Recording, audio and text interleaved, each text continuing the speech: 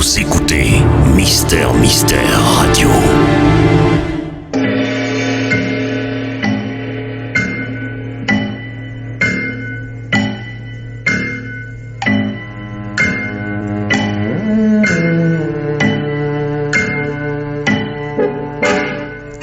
Les maîtres du mystère.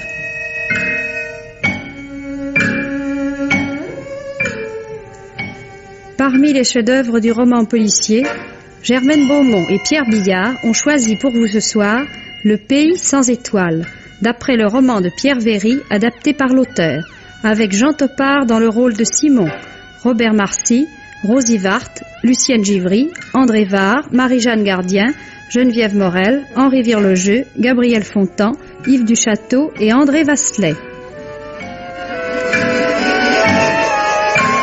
Bruitage Gabriel de Rivage, prise de son Colletrou, assistante Marie-Denise Vanda, réalisation Pierre Billard.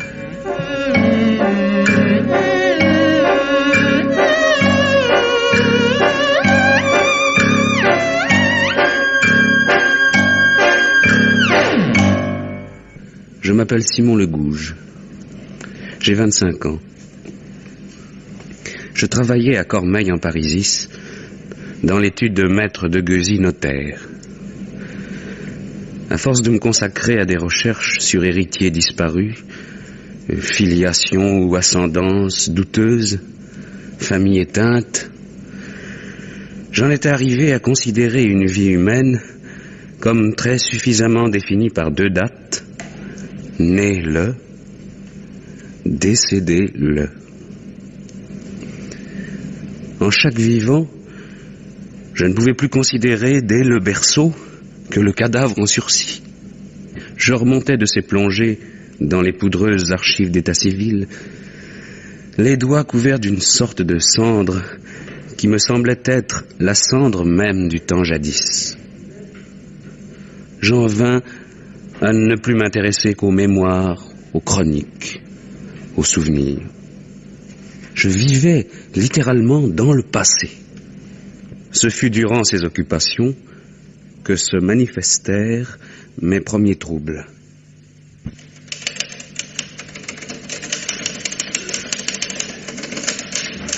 Monsieur Legouge, voici un acte de vente entre la dame Boismoreau, rentière, et le sieur Coustier, officier de marine. C'est exact. Parfaitement, maître Deguezy.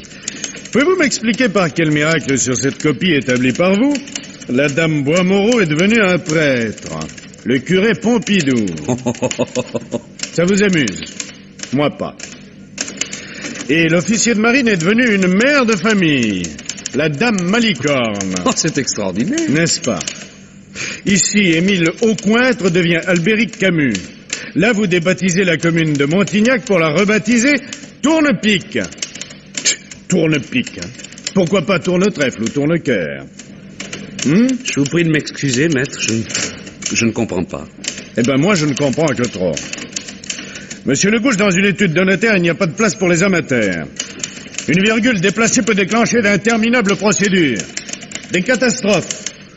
Tout l'édifice des lois est en équilibre sur des virgules. Veuillez, s'il vous plaît, passer dans mon bureau.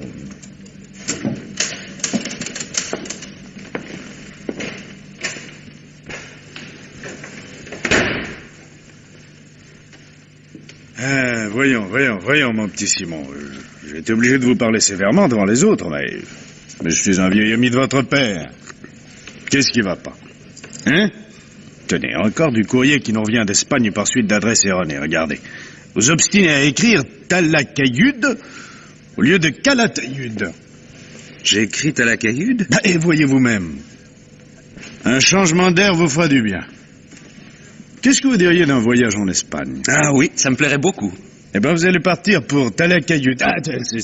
Voilà, vous déteignez sur moi. Pour Calatayud. On vous remettra là-bas des documents originaux que je préfère ne pas confier à la poste. Bien, maître, quand dois-je partir? Aussitôt que possible. Dès demain matin, vous ferez votre demande de passeport. Allez. Bonsoir, mon petit. Il est tard, sauvez-vous. Bonsoir, maître Deguezy.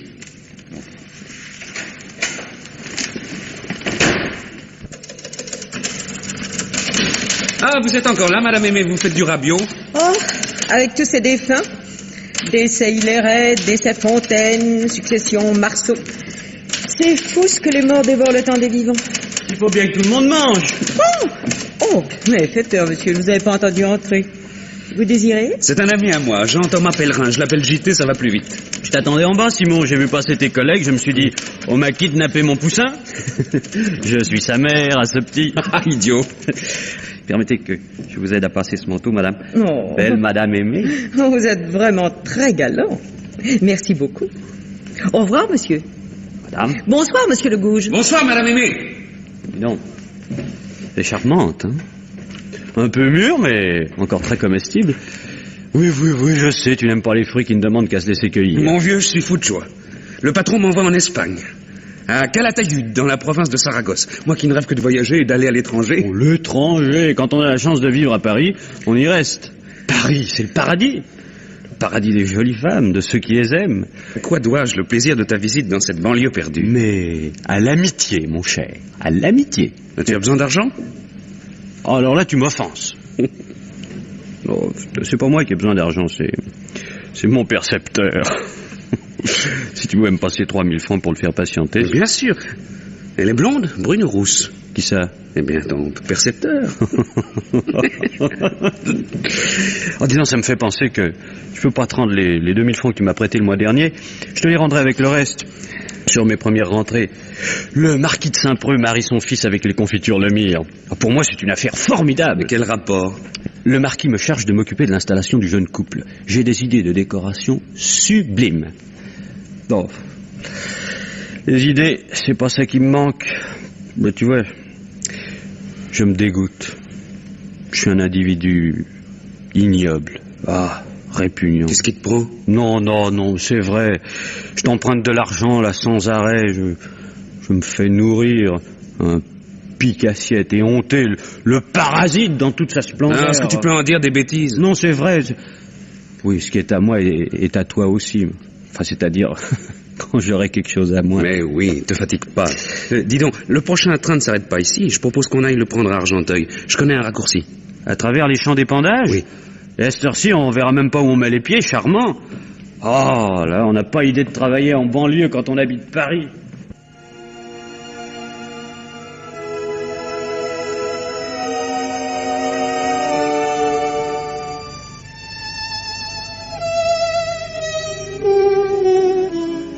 Nous marchions, JT et moi, à travers la plaine d'Argenteuil. Nous venions de passer sous le pont de chemin de fer. Et c'est alors que se produisit un fait étrange qui m'amena à douter de ma raison. Mon pied droit venait d'accrocher une racine. Je trébuchais, faillis tomber en avant, me redressais avec tant d'énergie que je faillis tomber en arrière. Et mon crâne heurta violemment une pierre et je n'étais plus dans la plaine d'Argenteuil. Ce n'était plus le crépuscule. Il faisait grand jour. Une lumière ardente baignait toute chose. Je me trouvais comme magiquement transporté dans un vieux, très vieux cimetière abandonné, aux murs éboulés. Ma tête reposait sur une dalle funéraire couverte de plaques de mousse. J'étais si troublé, si angoissé, que je n'osais rien dire à JT. Un peu plus loin, un de mes lacets s'étant défait, je dus mettre un genou en terre pour le renouer. JT s'éloignait lentement. Et brusquement, je me trouvais transporté comme par magie dans un autre paysage. Je voyais des bruyères fleuries, une rivière bordée de peupliers d'Italie et que longeait un sentier. Et en arrière-plan, cette même falaise crayeuse que j'avais vue tout à l'heure.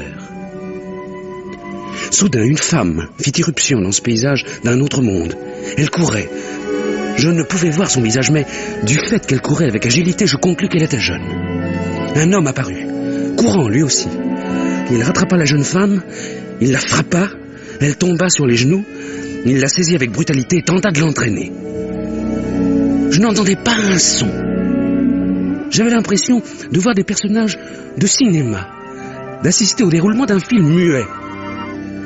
Et cette impression était encore renforcée par le fait que l'homme et la femme portaient des costumes surannés, nous ramenant à plus d'un siècle en arrière. À cet instant, un deuxième homme surgit. Il brandissait une lourde canne ornée d'une pomme de cuivre. Le premier homme lui fit face, mais la pomme de cuivre le frappa à la tempe, il s'effondra. Puis tout disparut. Alors, Simon, tu viens? On va finir par manquer le train. J'arrive. Qu'est-ce que tu fabriquais? Un nœud que je n'arrivais pas à défaire.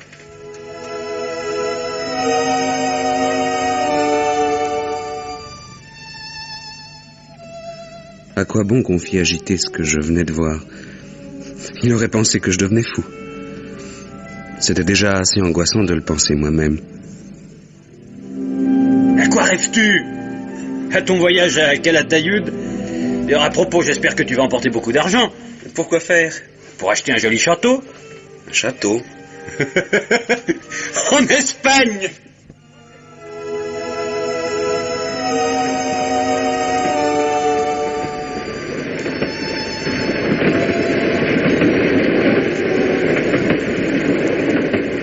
« 48 heures plus tard, le train m'emportait vers Bordeaux, vers l'Espagne, vers Calatayud.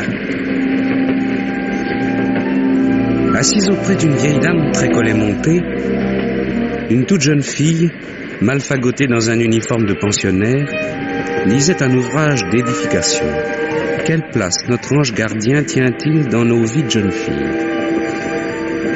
Un gros homme, chapeau rejeté en arrière, dormait. Il ronflait un peu. Tout était redevenu normal, simple, quotidien. Oui, à un moment, je pus croire que j'avais fait un cauchemar et rien de plus. Ce fut alors que je l'aperçus. La falaise. Cette falaise crayeuse qui m'était apparue à 2 reprises dans un paysage de l'autre monde. D'abord à l'arrière-plan du vieux cimetière et puis près de la rivière entre les peupliers. La même falaise. Mais cette fois bien réelle. Dans un paysage bien réel. Un paysage de tous les jours. Pas de doute, j'étais fou.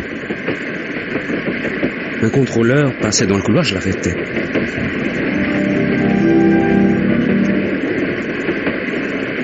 Pardon, monsieur. Qu'est-ce qu'on voit là-bas? Je ne vois rien. Ah, pourtant, on dirait bien. Et où est-ce au juste? Sur la falaise ou devant? Ah, vous le voyez vous aussi? Hein? Vous la voyez vous aussi, la falaise? Ah, mais elle crève les yeux. Ah, je savais bien que j'étais pas fou. Dites-moi, monsieur, où sommes-nous ici exactement? Un quart d'heure de Libourne. Et de Libourne, pour aller vers cette falaise, il y a un train? Vous avez un autocar. Le bus, comme on dit.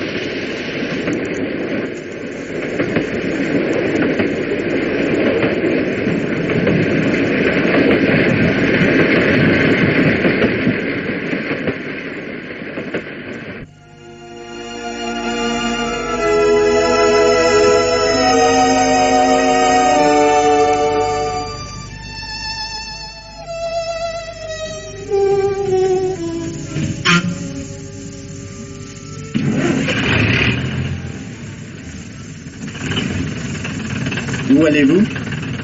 Je ne me rappelle pas bien le nom du pays. C'est la première fois que je viens, n'est-ce pas alors?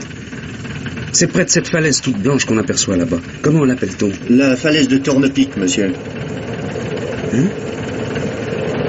Tournepic? Ben oui, Tournepic. Un beau morceau de falaise, hein? Tournepic. Et oui, c'est ce nom-là. Et pour aller à la falaise, il faut descendre à Clairac, c'est le plus près. C'est 45 francs. Voilà, merci, monsieur. Est-ce qu'il n'y a pas une rivière non loin de cette falaise? Si. Et La Dronne. Elle n'est pas bordée de peupliers? Oui. Mais dites donc, vous avez l'air de bien connaître le pays pour quelqu'un qui n'y est jamais venu.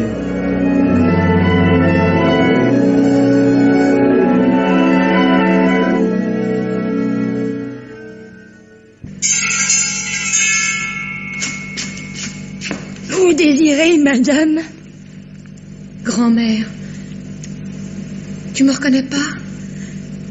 C'est moi, Catherine. Catherine. Maman, comment va-t-elle? Elle est morte? Quand est-ce qu'on l'a enterrée? Maria! Qu'est-ce que c'est? Toi, Catherine? Tu es revenue? Tu as eu l'audace après la façon dont tu es partie. Si c'est de l'argent que tu veux, je te préviens que... Ah, la bonne heure. Je vois que la mort ne t'a pas changé. La mort? Tiens, lis toi-même sur ce journal. Catherine murmurante? Quoi? Catherine murmurante revient, te pardonneront.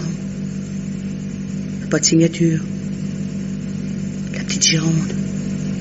Qu'est-ce que c'est que cette histoire? Cette annonce? Tu as cru que c'était moi? Comme si j'avais l'habitude de gaspiller mon argent. Oh, c'est vrai. Les dépenses inutiles, c'est pas ton genre. Tu oses me dire ça? Toi pour qui je me suis crevé. Oh, tant de sacrifices. Toutes ces années d'école. Je voulais que ma fille soit au-dessus de moi. Qu'elle ne passe pas sa vie à être la domestique des autres. Comme moi. Et tout ça pour plaquer tes élèves à 1 mois du certificat d'études, il y a 4 ans, pour filer à Bordeaux avec un soi-disant artiste peintre. Et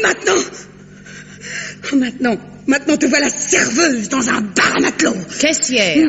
Heureusement que ton pauvre père est mort avant d'avoir vu ça. Ça l'aurait tué. Oh, on ne choisit pas ses enfants, ses parents non plus. Saleté.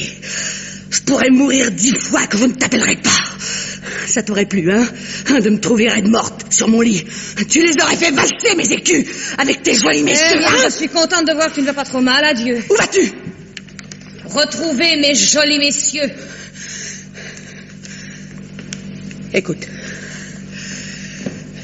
il vaudrait mieux que tu restes un peu, pour ne pas faire jaser dans le pays. Les langues n'ont trop marché. Comme tu voudras. Tu permets que je prenne un paquet de cigarettes? Tant que tu seras là, tu me feras le plaisir de ne pas fumer devant les gens. Les gens, ta réputation, ce que les gens disent, ce que les gens croient, ce que les gens pensent. En tout cas, les gens savent que je couche dans des draps propres, moi. Et dire que j'étais venu dans une bonne intention.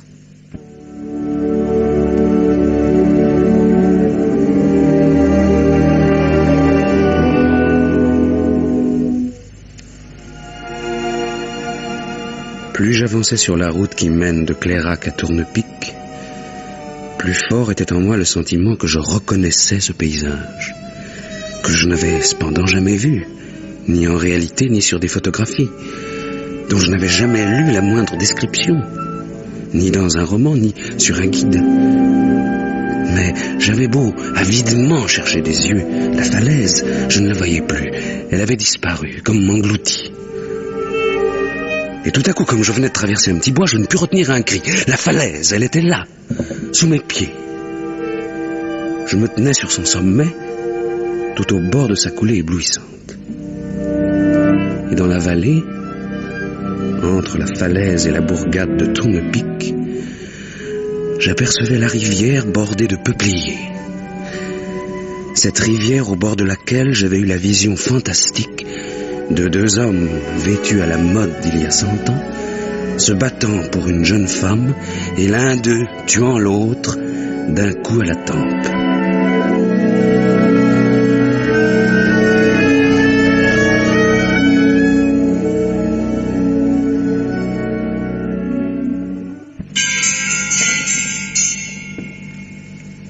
Bonjour madame, on m'a dit que je trouverais une chambre chez vous, ce serait pour quelques jours.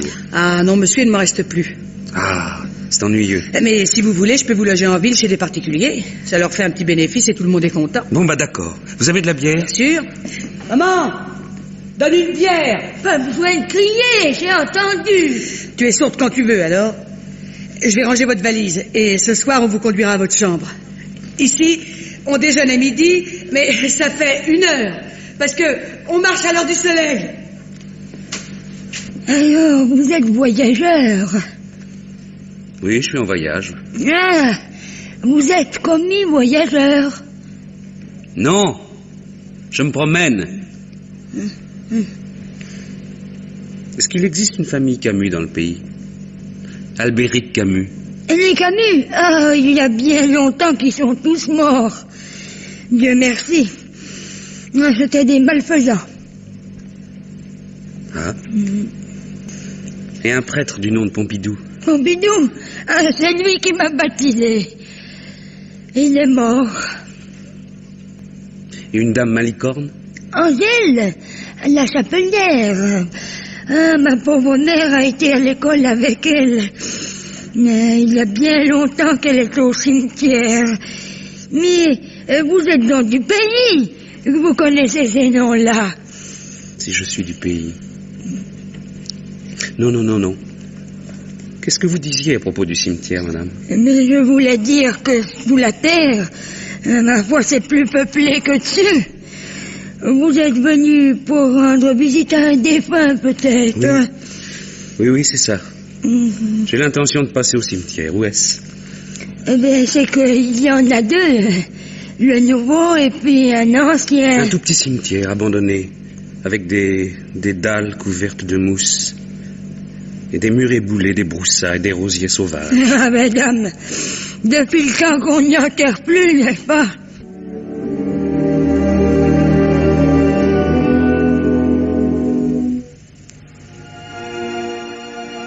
J'en étais sûr d'avance, je l'aurais juré. Dès que j'aperçus de loin ces murailles éboulées, je vis que cet ancien cimetière était le même cimetière dont j'avais eu la vision un soir dans la plaine d'Argenteuil. Et là-bas se dressait la falaise de craie. Je m'assis sur une très vieille dalle moussue dans le soleil, et je ne cherchais pas d'explication à ces mystères. Tout cela me dépassait par trop. Et d'abord, quelle explication trouver à l'inexplicable? Machinalement, j'arrachais des plaques de mousse. Je découvris ainsi, gravé dans la pierre, un prénom féminin, Pamela. Pamela, un prénom comme devaient emporter nos arrière-grand-mères. Je continuais distraitement d'arracher des plaques de mousse, et de nouvelles lettres m'apparurent. C'est entendu, depuis mon arrivée à Tournepic, je m'attendais à tout. Et tout ce que j'attendais se produisait. J'étais devenu incapable même de m'étonner. Pourtant, lorsque je déchiffrai la première moitié du nom, un tremblement s'empara de moi. Talac. 4 lettres suivaient, je devinais lesquelles. Sûrement un A, un Y, un U et un D. Et, en effet, tel était le nom, Pamela Talakayud. Née en 1801, décédée en 1860. Brusquement, je me faisais l'effet d'un détective au bord d'une découverte sensationnelle. Un instinct m'assurait que cette Pamela Talakayud, c'était la jeune femme d'il y a 100 ans pour laquelle un homme en avait tué un autre d'un coup de canne dans le sentier au bord de la rivière. Un crime d'amour, certainement. Elle devait être très belle, Pamela Talakayud. Et sans doute la victime, comme son meurtrier, était enterrés eux aussi dans ce cimetière. Qui pouvait-il être? Voilà donc ce qui m'attendait à Tournepic. Une enquête chez les fantômes. Machinalement, je cueillis une rose sauvage.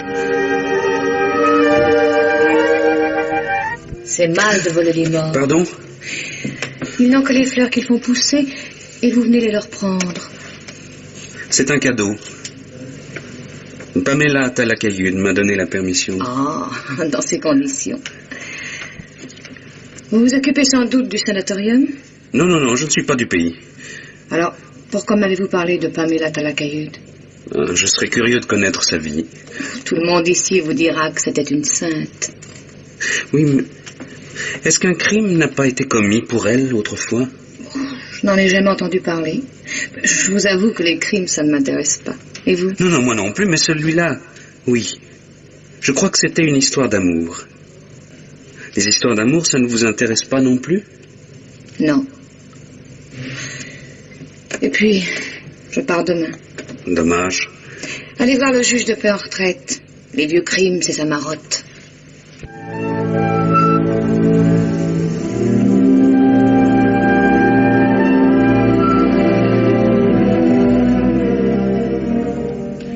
Cinq ans que je suis juge de paix, cher monsieur.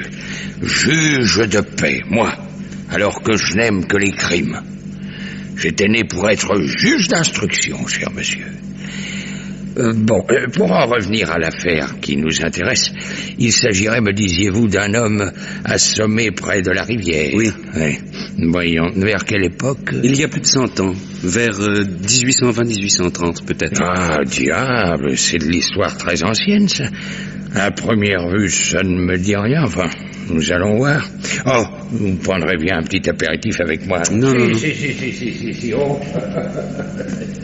Ça n'est pas si souvent que j'ai la chance de recevoir un amateur de crime. Tenez, voilà, c'est une absinthe de ma fabrication. Vous m'en direz des nouvelles. Vous mettrez de l'eau à votre convenance. Merci. Ah, vous voyez ce gros registre-là? C'est mon livre d'or. J'y ai noté tout ce qui s'est passé au point de vue criminel dans le canton depuis 1750, cher monsieur. Naturellement, tenez, je vous en prie, il y a des années creuses. Alors, à votre santé. À votre santé, monsieur le juge. Voyons, vous me disiez vers 1820, 1830. Ça ne va pas être commode à retrouver, ça. Voyons, voilà 1820. Non, rien de saillant en 1820. Des délits, des broutilles, enfin aucune affaire criminelle. 21, rien d'excitant non plus. 1820, 1822, excellente année. 3 beaux crimes. 2 machiavéliques affaires d'empoisonnement, dont l'une m'a l'air d'être un pur chef-d'œuvre. Une succulente histoire d'omelette au pollen de lierre. Et un homme abattu d'un coup de fusil dans sa propriété, mais aucun individu assommé près de la rivière. Je suis confus de vous prendre votre temps. Mais c'est un plaisir, c'est un vrai plaisir, cher monsieur. Alors, attendez, voyons. 1824, non. 25 non plus. Je le tiens. J'ai votre client. Vous avez raison. Il a été assommé exactement le 17 juillet 1828 à 10h du matin. Il y a 130 ans tout rond. Il s'appelait? Attendez, François Charles Talacahude. Et le meurtrier? Ah, ça y court encore, si j'ose dire. On ne l'a jamais découvert. Ni le mobile du crime, d'ailleurs. Le vol, sans doute. Une histoire d'amour, peut-être. Oh, quelle idée, voyons. Je lis ici que ce François Charles Talacahude était un Richard. Oui, c'était aussi une effroyable brute. Alors, peut-être une vengeance. Mais est-ce qu'une certaine Pamela Talacahude, dont j'ai vu la tombe dans l'ancien cimetière, n'était pas parente de ce François Charles? Ah, mais c'était sa cousine. Eh bien, un crime passionnel, paraît... Non, je vous en prie, cher monsieur, Pamela était une vraie sainte. Songez donc, sanatorium. Mais oui, une œuvre de charité magnifique, pour laquelle, à sa mort, en 1860, elle a donné toute sa fortune. Mais en 1828, Pamela avait 27 ans. Oui. Et la charité n'exclut pas l'amour, au contraire. Oh, vous y tenez, vraiment. Une dernière question, monsieur le juge. Y a-t-il des Talacahudes actuellement vivants? Oui, mademoiselle Anaïs, une vieille femme qui vit seule.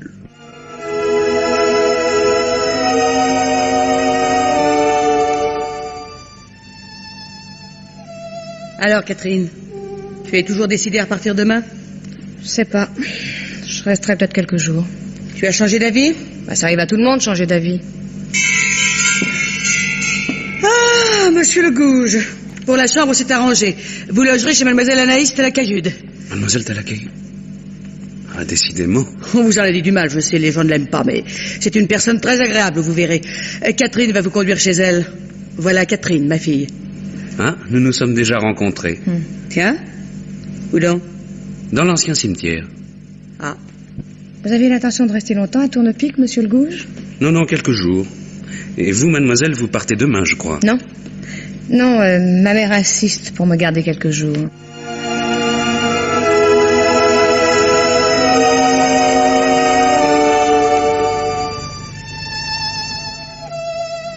Bonsoir, mademoiselle Anaïs. Catherine, je pensais bien ne jamais te revoir. Vous me dites ça comme si j'avais été au bout du monde.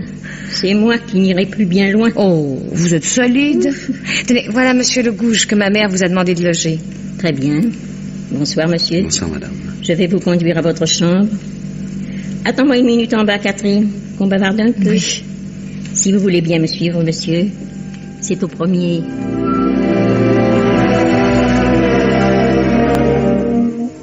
Excusez-moi, je ne monte pas vite.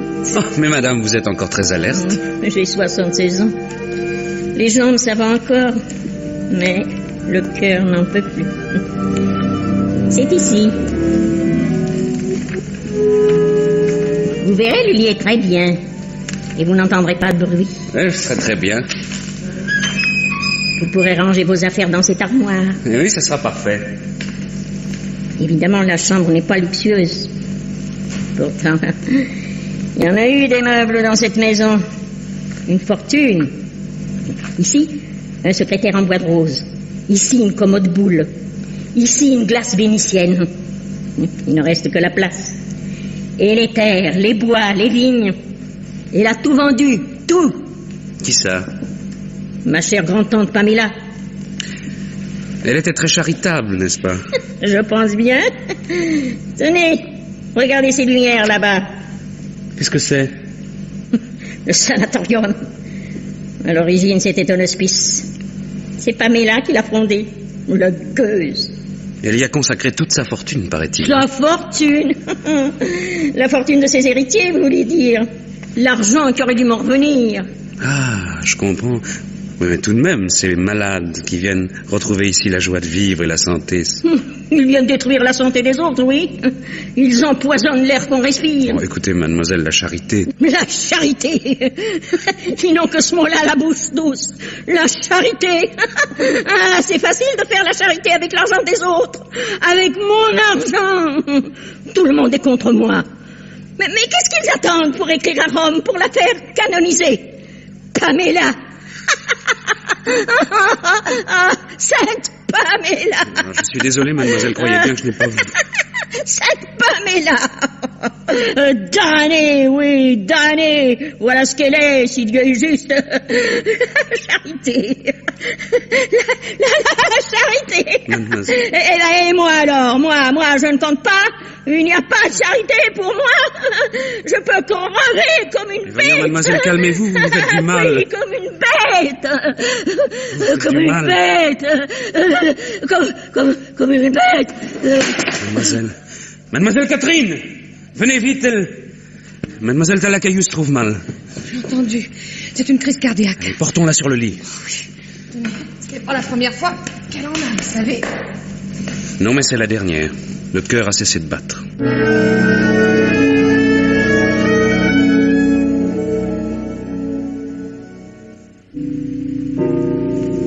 J'étais sûre que vous viendriez ici, dans ce vieux cimetière. Moi, je n'avais aucune raison de suivre l'enterrement, mais vous connaissiez Anaïs. Et tout le pays sera à la cérémonie. Et je craindrais d'être trop regardée. Oui, je comprends. Les autres ne vous regardent pas, ils vous épient. Moi, je vous regarde. Et je vous vois vraiment. Vous êtes merveilleuse. Ne me moquez pas. Quand je vous vois assise sur cette dalle sous laquelle Pamela dort depuis si longtemps, j'ai l'impression que c'est elle qui est revenue. Je m'appelle Catherine. Et vous avez un sourire triste. Et je ne sais pas pourquoi, mais j'imagine que Pamela avait le même sourire. Pamela avait ses raisons pour être triste. Jusqu'à 25 ans, elle a vécu déguenillée, dans la saleté, dans la vermine. C'est vrai? Comment pouvez-vous savoir? Je l'ai lu, écrit de sa main dans un cahier que j'ai trouvé, il y a longtemps, dans le grenier d'Anaïs. Oh, pauvre Pamela. Haïe par son père, déshéritée, et puis séquestrée par son cousin François Charles. Sa vie a été un calvaire. Et personne ne l'aimait? Oh si, tout de même. Il y a eu quelqu'un. Un autre cousin, Frédéric. Vous voyez, une histoire d'amour, c'est toujours un conte de fées, même quand elle est triste. Vous parlez comme un enfant. Vous oubliez la réalité. Elle compte pourtant. Ouf, si peu. Oh, on ne vit pas tout seul. Il y a les autres. Et justement, il y a l'amour. L'amour? Ah, un mot. Surtout un prétexte pour faire du mal.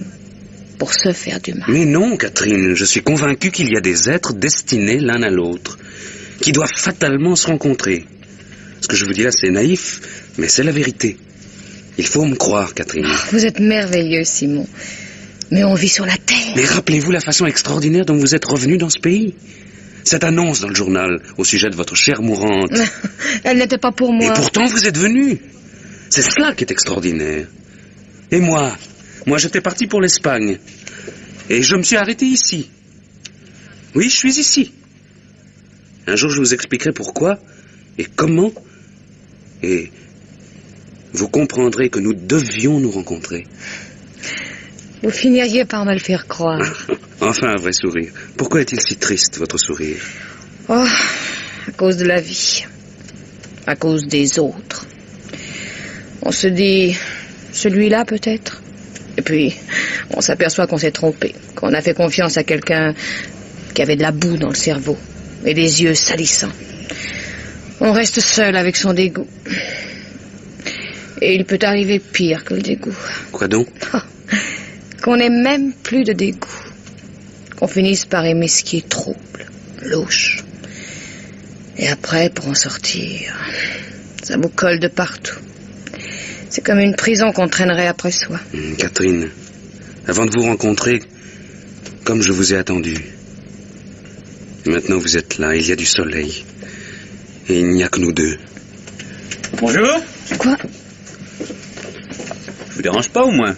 Par exemple, JT. C'est un vieil ami. Plus qu'un frère, Jean-Thomas Pellerin, autrement dit JT. Mademoiselle Catherine Le Guellec. Vous ne vous ressemblez guère pour deux frères. C'est ce qui nous rapproche. Lui, il est sérieux pour deux. Et moi, pas pour un sou. J'ai reçu ta carte postale, Simon, je me suis dit on va pas en vacances l'un sans l'autre. Et me voici. Je m'attendais pas à te retrouver dans un cimetière.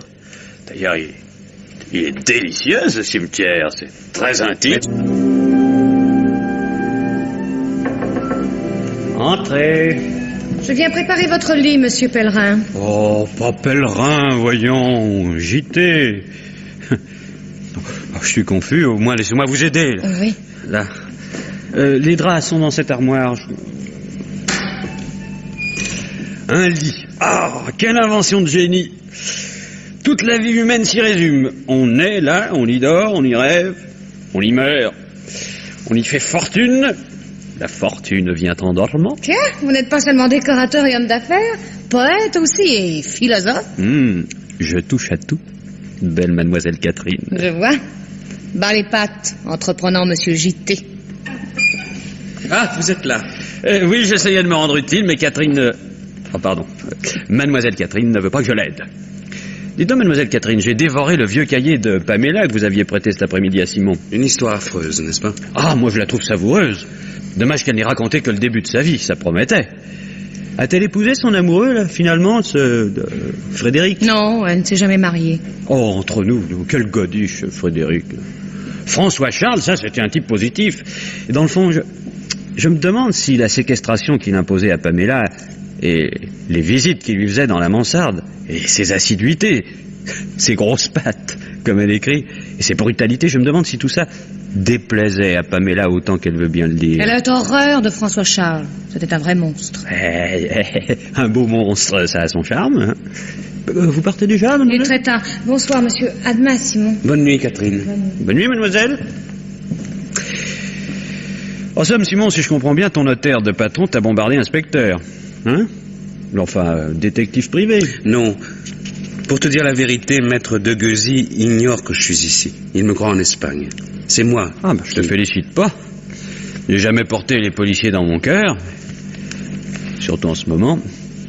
Pourquoi en ce moment? Donc, comme ça, façon de parler. Oh, et puis, tiens, pourquoi faire des cachotteries avec un ami? Mon seul ami. On me recherche, voilà. Le marquis de Saint-Preux a déposé une plainte contre moi pour détournement de fonds. 40 000 francs. Tu te rends compte? 40 000 francs. Une misère. Sans compter que je les avais pas volés, je les ai utilisés. Et surtout que cet argent, c'était pour acheter du charbon pour le jeune couple. Et en ce moment, le jeune couple, il file la parfaite lune de miel au soleil des îles Borromée. Alors, du charbon, hein. Qu'est-ce qu'ils ont à en foutre? Moi, je comptais sur une rentrée. Qui n'est pas venu. Comme de juste. 40 billets que j'avais avancés à un camarade. Et il m'avait formellement promis... Je comprends, mais à la date convenue, personne. Bref, tu vois en moi l'homme traqué dans toute sa misère. Mais ne t'en fais pas. Maître de Guzy m'a confié une bonne somme pour l'affaire d'Espagne. Et demain matin, tu vas aller à la poste expédier les 40 000 francs au marquis. Non, ça, jamais de la vie, je refuse. Non, ne fais pas l'idiot. Il faut absolument obtenir le retrait de cette plainte. Et si j'étais à ta place et toi à la mienne, tu ferais la même chose. Oh, oui, bien sûr, mais... Bon, il n'y a pas de mais. Tiens, allez, prends. Et à De Guzy, et comment lui rendras-tu? J'ai une petite provision à ma banque à Paris. Bon, c'est que, tu sais, je veux pas qu'on me fourre mon poussin en prison pour escroquerie, tu comprends, hein? Allez, comme ça, d'accord, merci. Je te rendrai ça en bloc avec le reste. Oui, c'est ça. Sur ce, je vais me coucher. Tâche de rêver à ta chère Catherine. Pardon, je veux dire, à ta chère Pamela. Oh, Pamela. Est-ce qu'elle peut me taper sur les nerfs, celle-là? Pourquoi? Son nom me rappelle quelque chose, mais je sais pas quoi. Je cherche... Ah, c'est agaçant. Allez, dodo, mon poussin. Pauvre Simon. Oh, il n'y a pas de mérite à le rouler. Il gobe tout ce qu'on lui raconte. S'il savait qu'il n'y a pas plus de marquis de Saint-Preux que de cinéma parlant dans la lune.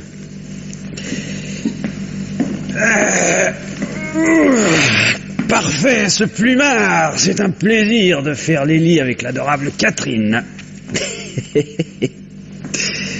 J'imagine que c'est encore plus passionnant de les défaire avec elle.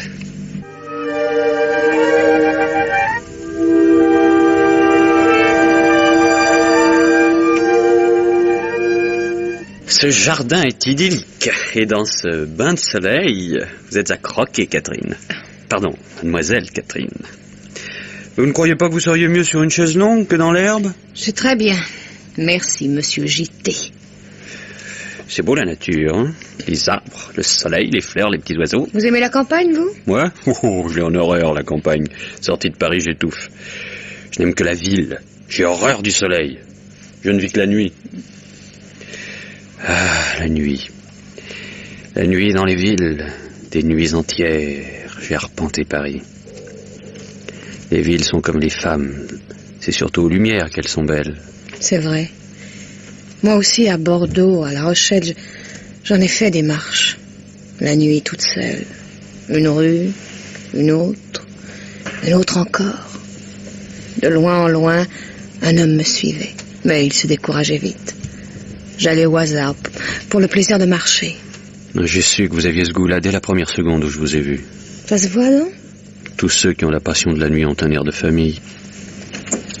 Salut. Je reviens de faire un tour au vieux cimetière. Au cimetière? Toujours le mot pour rire, ce Simon. Mais méfie-toi, hein, ça tourne à la nécrophilie, tes petites visites à Pamela. Nous, on se dorait au soleil. Sur ce, mon poussin, je te laisse en tête-à-tête avec Catherine. Une vivante, Catherine, je te le signale. Je n'ai que le temps de sauter à la poste si je veux que le mandat au marquis de Saint-Preux parte par le courrier de 5 heures. Bye bye.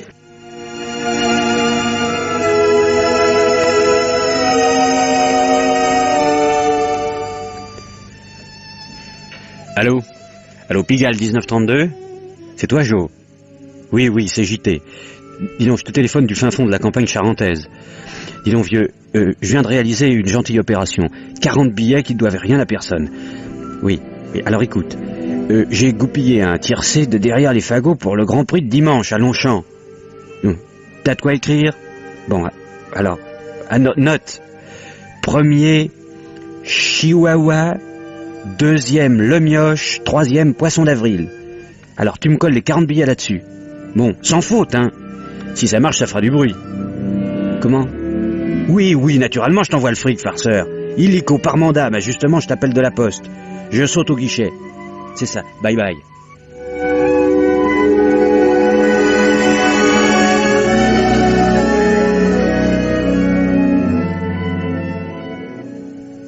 J'étais à raison, Simon.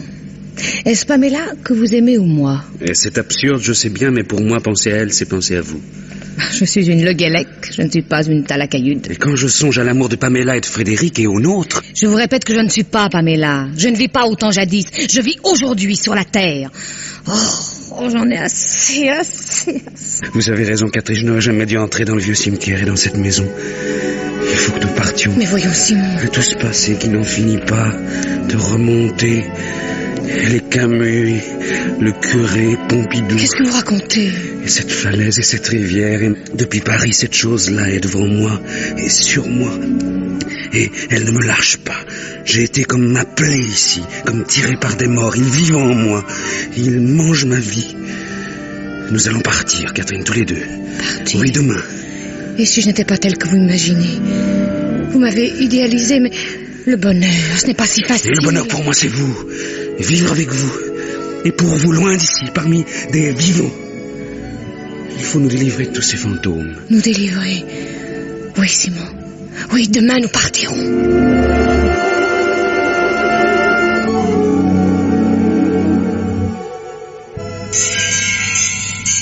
Mesdames, on peut avoir une bière? Tiens, il n'y a personne? Si encore tu étais resté avec ton artiste peintre. Une grue, voilà ce que tu es. Une grue. Oh, si, il y a quelqu'un. J'ai même l'impression que ça chauffe. Mon petit JT, c'est le moment d'être discret. Allez, monte au premier étage. T'entendras aussi bien, et même mieux. Oh, non, ton artiste peintre, tu l'as remplacé par un ingénieur des points chaussés. Ça, c'était une situation. Je me suis dit, elle a compris. Mais ça a duré 1 mois. Oh, même pas. 3 semaines. Ah, tu peux rire. Après, l'ingénieur... Ça a bientôt fini, oui. C'est le jour du jugement dernier. Et tu oses me dire ça ici, chez moi? Oh, rassure-toi, je pars demain. Avec qui? Ça ne te regarde pas. Et d'abord, pourquoi avec qui? Tu te figures que je ne te vois pas tourner comme une chienne autour de Simon? Eh bien, oui, je pars avec lui, là. Pauvre garçon, va. Et ça finira comme les autres. Comme les autres. Comme les autres.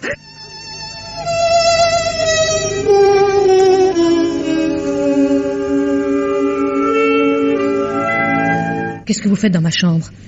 Faut plus vous gêner? Votre chambre... jusqu'à demain seulement, puisque vous partez. Ah, vous écoutez aux portes. J'écoute pas, mais j'entends. Vous avez raison de partir. Vous vous accorderez merveilleusement avec Simon.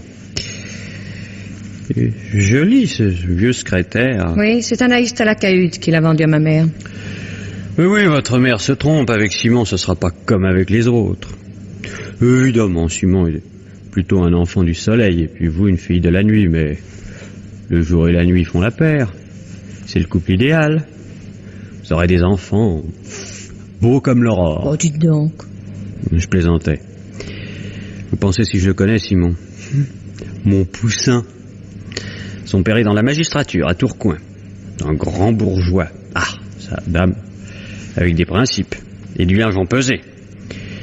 Forcément, il me regardait pas d'un bon œil. Avec mes défauts plutôt voyants, mes cols de chemise plutôt douteux. D'ailleurs, vous non plus, vous ne représentez pas exactement l'idéal pour la famille de Simon. Bah, vous partez pas avec la famille, hein? Vous partez avec Simon. Il est clerc de notaire, et un jour vous serez Madame la notairesse. Évidemment, les notairesses ne se promènent pas la nuit toutes seules, ça se fait pas. Simon, il ne comprendrait pas. Ben quoi, les meilleures ententes ont toujours été basées sur des malentendus. Oh, je vous en supplie, taisez-vous. Écoutez, Catherine, je voudrais vous éviter une bêtise à vous et à Simon. Une souffrance inutile. Parce que ça finira fatalement comme ça. Mais je le sais, je le sais depuis le début. Mais j'espérais, j'aurais tant voulu. Eh, bien sûr. Au moins, essayer. C'était perdu d'avance. Tandis que nous deux... Non, oh non, lâchez-moi. Et nous deux, on est fait pour s'entendre.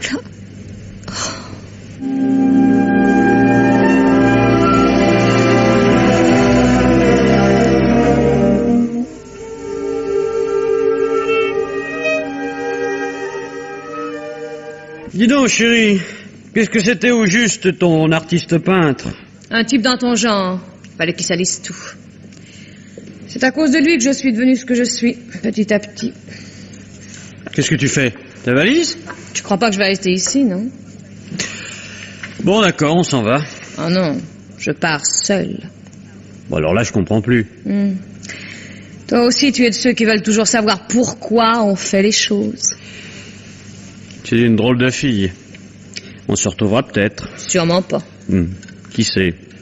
En ville, en se promenant.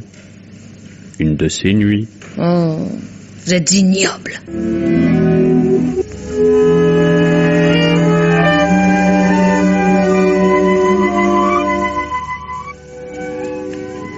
Très, très, très joli, ce secrétaire.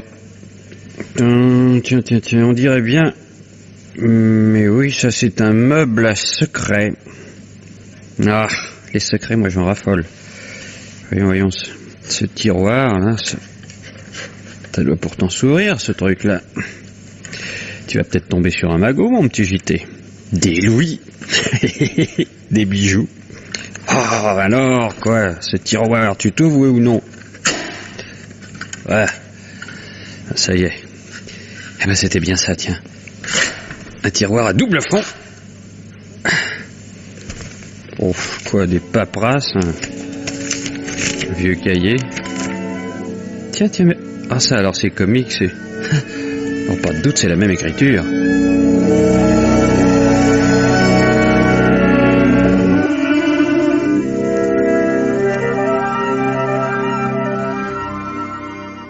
C'est que cette mise en scène? Une bouteille de Saint-Émilion et 3 verres sur une table. Ce n'est pas une mise en scène. Tout au plus une nature morte. Justement, j'ai l'intention de vous parler d'une morte. Pamela. Ah non! Non, assez avec Pamela. Mais si! Le meilleur moyen de ne plus penser à un être, c'est de supprimer son mystère. Que veux-tu dire? Fini! Fini! Le mystère, Pamela. Je sais tout. J'ai tout découvert. Tout élucidé. Je me présente, Sherlock Holmes. Demandez notre édition spéciale. Sensationnel reportage sur l'énigme de la maison Talacayoud, l'attentat au bord de la rivière, tous les détails sur la vie secrète de Pamela. Qu'est-ce qu'il raconte? Asseyez-vous. Asseyez-vous. Voilà. Un peu de Saint-Émilion. Voilà.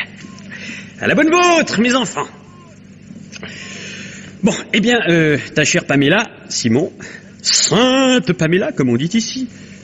Je suis navré, mais en deux mots commençant, c'était une garce épouvantable. Hein? Et le bon Frédéric était le dernier des nigauds. Vous connaissez le début de l'aventure.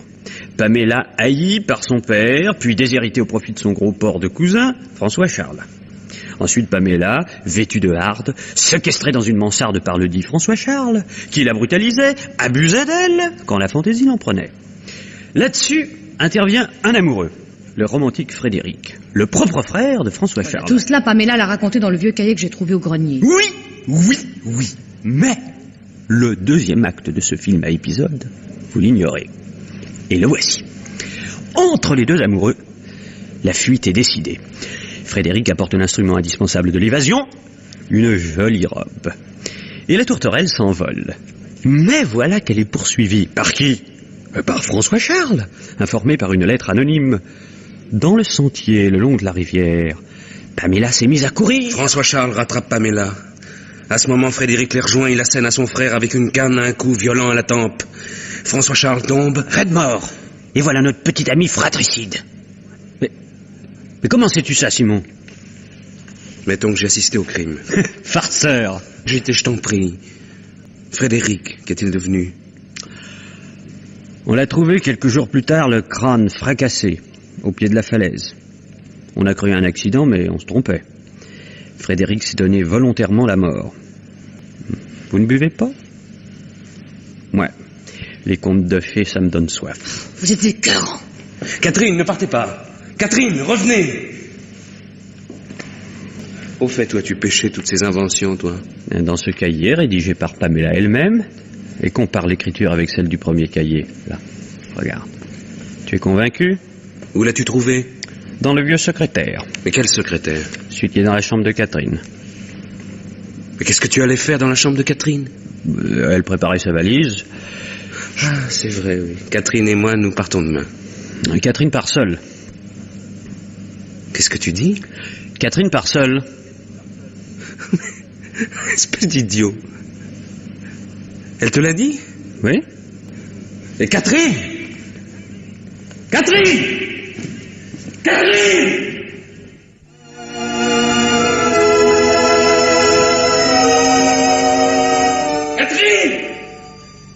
Attendez-moi! Ce n'est pas vrai, n'est-ce pas, ce que JT vient de me dire? Nous partons tous les deux demain. Non, Simon. Mais c'est pas possible.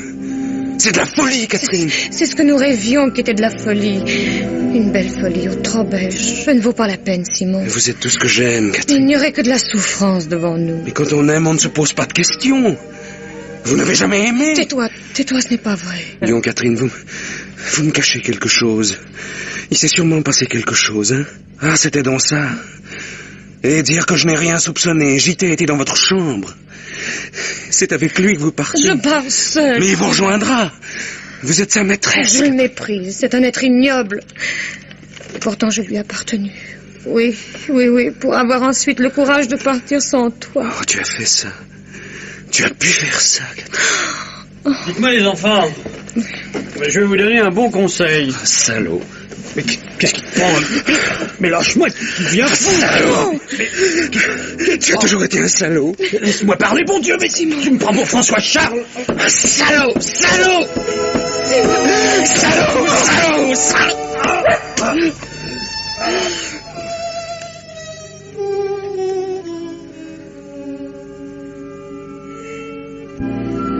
Tu l'as tué. Simon, il ne faut pas rester ici. Viens. Tu es le premier que j'ai aimé vraiment. Le seul. C'est la vérité. Viens. Je te cacherai. Je ne te quitterai pas, jamais. Je l'ai tué pour vous. J'ai tué François Charles pour vous, Pamela. Mon amour. Mon Dieu.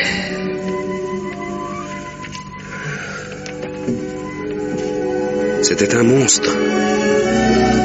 Et vous voilà délivré. Quelqu'un m'appelle. Qui m'appelle? Ah oui, c'est toi, Frédéric. Je te vois. Comme tu me ressembles. Et que me veux-tu? Ah, tu me montres le chemin de la falaise. Oui. Oui, je viens. Oui, je te rejoins, Frédéric. Je te rejoins.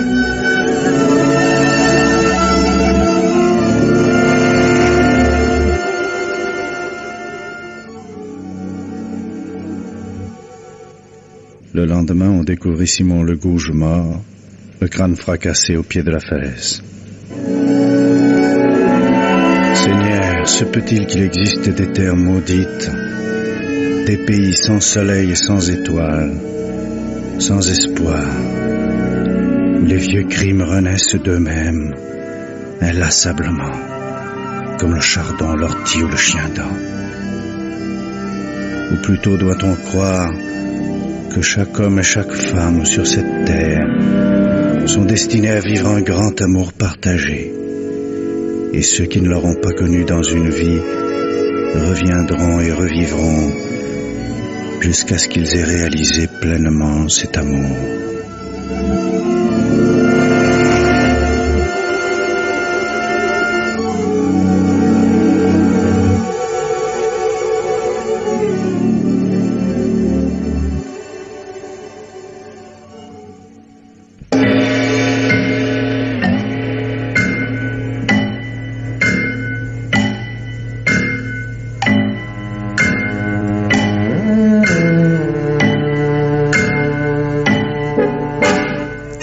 Les maîtres du mystère.